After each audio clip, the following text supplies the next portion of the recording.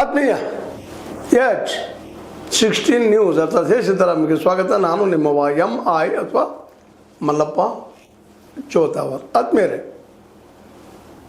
China ಈ ಒಂದು ರೀತಿಯಿಂದ ಸೆಂಟ್ರಲ್ ಪ್ಲೇಸ್ನಲ್ಲಿದೆ. ಚೈನಾ ಮುಂದಿನ 50 ವರ್ಷ 60 ವರ್ಷ ಆಳುವಂಥ ಸ್ಥಿತಿಗೆ ಬಂದದನ ಅನ್ನುವಂಥ ಒಂದು ಮಾತು ನಿಧಾನಕ್ಕೆ ಮೇಲೆ ಕೇಳ್ತಾ ಇದೆ. ಯಾಕಂದರೆ ಅಮೇರಿಕಾ ಇತ್ತು ನ್ಯಾಟೋವನ್ನು ದೋಸ್ತಿ ಕಳ್ಕೊಂಡಿತ್ತು, ಇರಾನ್ ಜೊತೆಗೆ ವೈರತ್ವವನ್ನು ಬೆಳೆಸ್ಕೊಂಡಿತ್ತು. ಇಸ್ರೇಲ್ ತನ್ನ ಅತಿ ಆತ್ಮವಿಶ್ವಾಸದಿಂದ ತನ್ನದು ಶಕ್ತಿ ಕುಂದಿಸ್ಕೊಂಡದ. ಒಂದು ಮಾತು ಆಡಿದರೆ ಸಾಕು, ಅಮೇರಿಕದ ಟ್ರಂಪು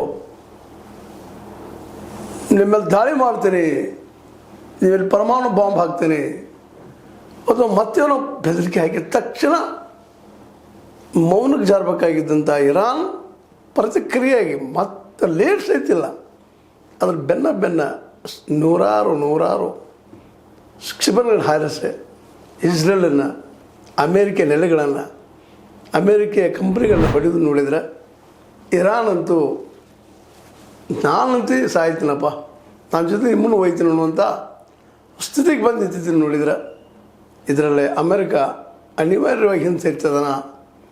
ಜೊತೆಗೆ ಇರಾನ್ ಅಂತೂ ಆಳುವುದು ಭಾಳ ಕಷ್ಟದ ಕೆಲಸ. ಅದು ಶಕ್ತಿ ಆಗ್ತದಪ್ಪ, ವಿಶ್ವನ ಆಳ್ಬೋದು ಅಮೇರಿಕದಂಗೆ ಅಂತ ಹೇಳಲಿಕ್ಕೆ ಆಗೋದಿಲ್ಲ. ಯಾಕಂದರೆ ಶಕ್ತಿ ಕೇಂದ್ರ ಅದ್ರದ್ದು ಏನಪ್ಪ ಅಂದರೆ ಎಣ್ಣೆ, ಆ ಬುದ್ಧಿವಂತ ಸೈನ್ಯ. ಯಾಕಂದರೆ ಅದು ಒಬ್ಬರೇ ಇರಲ್ಲ, ಇಡೀ ಸೈನ್ಯನೇ ಎದ್ದಿದ್ದು ಬಿಡೋದಲ್ಲ. IRGC ಅದು ಹೆಸರಿದ್ರೆ ಸಾಕಿ ಇವತ್ತು ಇಡೀ ವಿಶ್ವ ಕಂಪಿಸ್ತಾ ಇದೆ.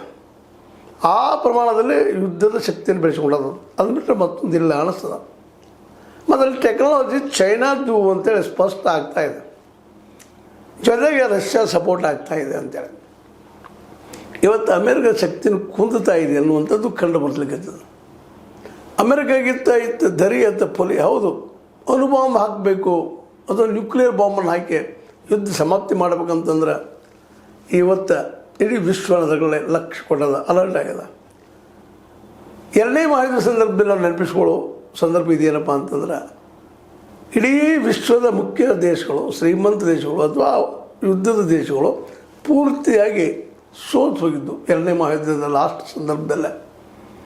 ಅಂಥ ಒಂದು ಸಂದರ್ಭದಲ್ಲಿ ಬಂದಂಥ ಅಮೇರಿಕ ಪೂರ್ಣ ಶಕ್ತಿ ಪ್ರಯೋಗ ಮಾಡಿ ಎರಡನೇ ಮಹಾಯುದ್ಧದ ಗೆಲುವಿನ ಕ್ರೆಡಿಟ್ ಅಂತ ತಗೊಂಡು ಇಡೀ ವಿಶ್ವದ ಆಡಳಿತವನ್ನು ತನ್ನ ಸುಪರ್ದಿಗೆ, UN ತನ್ನ ಸುಪರ್ದಿಗೆ, ವಿಶ್ವ ಬ್ಯಾಂಕನ್ನು ತನ್ನ ಸುಪರ್ದಿಗೆ ಪಡೆದ ವಿಶ್ವದ ವ್ಯಾಪಾರನೆಲ್ಲ ತನಗಳು ತುಂಬಿಳಿತದೆ. ಹೀಗಾಗಿ ಇವತ್ತು ಯಾರೂ ಪ್ರಶ್ನೆ ಮಾಡ್ತಿರಲಿಲ್ಲ ಅಮೇರಿಕ ಏನ ವಿರೋಧಕ್ಕಾಗಿ ವಿರೋಧ ಮಾಡ್ತಿದ್ರು. ಆದರೆ ಮೈ ಮೇಲೆ ಬಂದರೆ ಬೇಡಪ್ಪ ಅಮೇರಿಕ ಸಹವಾಸ ದೂರ ಸರಿತಾಯಿತ್ತು. ಆದರೆ ಈ ಸಲ ಏನಾಗಿಬಿಟ್ಟಿದಪ್ಪ ಅಂತಂದರೆ ಟ್ರಂಪ್ ಅವರು ಈ ಅತಿ ಆತ್ಮವಿಶ್ವಾಸದಿಂದ, ಅದರಲ್ಲೂ ವೆನೆಜುವೆಲಾ ಅಂತ ದೊಡ್ಡ ದೇಶವನ್ನು ಯಾವುದೇ ಆಯಾಸವಿಲ್ಲದೆ ಗೆದ್ದಿದ್ದರಿಂದಾಗಿ, ಜೊತೆಗೆ ನ್ಯಾಟೋ ದೇಶಗಳು ಅವ್ರ ಶಕ್ತಿ ಏನಿಲ್ಲ, ಕೇವಲ ಕಾಗದದ ಹುಲಿ, ನಾನಿದ್ದೇನಂತ ಅವಿದ್ದ ಅನ್ನುವಂಥ ಮನೋಸ್ಥಿತಿಗೆ ಬಂದು ಹತ್ತಿದ್ದು. ಜೊತೆಗೆ ರಷ್ಯಾ ಮೊದಲಷ್ಟು ಪವರ್ಫುಲ್ ಇಲ್ಲ ಅನ್ನೋಂಥ ಭಾವನೆ. ಯಾಕಂದರೆ ಅಫ್ಘಾನಿಸ್ತಾನ ಜೊತೆಗೆ, ಉಕ್ರೇನ್ ಜೊತೆಗೆ, ಇನ್ನುಳಿದ ದೇಶದ ಜೊತೆಗೆ ಯುದ್ಧ ಮಾಡೋದು ದಣಿತಾ ಇದೆ ಅನ್ನುವಂಥದ್ದು. ಆದರೆ ಈ ಮಧ್ಯದಲ್ಲೇ ಚೈನಾ ಶಕ್ತಿ ಮಾತ್ರ ಅರಿವಿಗೆ ಬಂದಿರಲಿಲ್ಲ. ಅದು ಇವತ್ತು ಇರಾನದ ಒಂದು ಪ್ರತಿದಾಳಿಯಿಂದಾಗಿ ಹೌದು ಪಾಯ್ಸಲ್ಲಿದ್ದಂಥದ್ದು, ನಿಖರ ದಾಳಿ ಮಾಡಿಸುವಂಥದ್ದು, ಟೆಕ್ನಿಕಲಿ ವೆಲ್ ಸೌಂಡ್ ಇದ್ದಿದ್ದು ಯಾವುದ್ರ ಇದ್ದರೆ ಚೈನಾ ಅನ್ನುವಂಥದ್ದು. ಹೀಗಾಗಿ ಅಮೇರಿಕಾ ಈ ತನ್ನ 45ರಿಂದ ಇಲ್ಲಿವರೆಗೆ 2025ರವರೆಗೆ ಈ ಸಮಯದಲ್ಲೇ ವಿಶ್ವವನ್ನೇನೋ ಆಳಿತು. ಅದು ಇನ್ನು ಮುಂದೆ ಹಿಂಗೆ ಆಳ್ತದನ, ಇದರ ಶಕ್ತಿ ಉಳಿಸ್ಕೊಂಡು ಹೋಗ್ತದನ, ಇದನ್ನು ಉಳಿಸ್ಕೊಂಡು ಹೋಗೋ ಸಲುವಾಗಿಯೇ ಇವತ್ತು ಟ್ರಂಪ್ ಅವರು ಮತ್ತು ಇವರಿಗೆಲ್ಲ ಒಂದಿಷ್ಟು ಅನುಕೂಲಗಳನ್ನು ಮಾಡಿಕೊಡ್ತಾ ಇದ್ದಾರೆ. ಇರಾನಕ್ಕೆಲ್ಲಪ್ಪ ನಿನ್ನ ಮೇಲೆ ನಿಷೇಧ ತೆಗಿತಾ ಇದ್ದೀನಿ, ವ್ಯಾಪಾರ ಮಾಡ್ಕೊಂಡು ಹೇಳ್ತಾ ಇದ್ದಾರೆ, ಅದಕ್ಕೂ ಬಗ್ತಾ ಇಲ್ಲ. ಹೊರ್ಮುಜ್ ನೀನು ಟ್ಯಾಕ್ಸ್ ತೊಗೊಳಪ್ಪ, ಅದಕ್ಕೂ ಬಗ್ತಾ ಇಲ್ಲ. ಕರ್ಕ್ ಮೇಲೆ ದಾಳಿ ಮಾಡೋದು ಹೆಚ್ಚು ತಕ್ಷಣ ದಾಳಿ ಮತ್ತು ಶುರುವಾಯಿತು, ಅದಕ್ಕೂ ಮೌನ ಆದರು, ಅದಕ್ಕೂ ತಗ್ಗುತ್ತಾ ಇಲ್ಲ.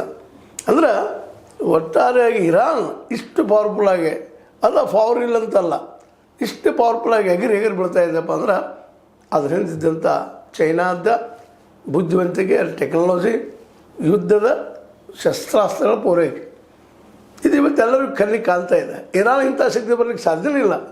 ಯಾವ ರೀತಿಯಾಗಿ ಇವತ್ತು ದಿವಾಳಿ ಆಗ್ಯದಪ್ಪ ಇರಾನ್ ಅಂತಂದರೆ ಸ್ವತಃ ಟ್ರಂಪ್ ಅವ್ರು ಹೇಳ್ತಾರೆ ಅದು ಎಂತ ಬರಲಿಕ್ಕೆ ಸಾಧ್ಯ ಇಲ್ಲ, ಅಲ್ಲಿ ಕ್ಷಿಪಣಿಗಳೆಲ್ಲ ಹಾಳು ಮಾಡಿದ್ದೀವಿ, ಅಲ್ಲಿ ಯುರೇನಿಯಂ ನಿಕ್ಷೇಪಗಳನ್ನ ಹಾಳು ಮಾಡಿದ್ದೀವಿ, ಅಲ್ಲಿ ಏನೂ ಉಳಿದಿಲ್ಲ, ಅದು ಸ್ಮಶಾನ ಭೂಮಿ ಅಂತ ಹೇಳ್ಕೊಳ್ತಾ ಇದ್ದಾರೆ.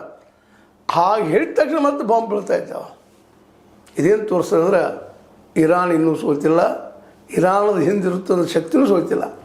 ಹೀಗಾಗಿ ಇರಾನ್ ಶಕ್ತಿ ಕೇಂದ್ರ ಕಾಣ್ತಾ ಇದ್ದರು. ಅದರಿಂದ ಚೈನಾ ಮುಂದಿನ ದಿನಗಳಲ್ಲಿ ಹೊಸ ಇತಿಹಾಸ ಬರೆಯುವಂಥ ಎಲ್ಲ ಸಾಧ್ಯಗಳು ಕಂಡು ಬರ್ತಾ ಇದ್ದಾವೆ.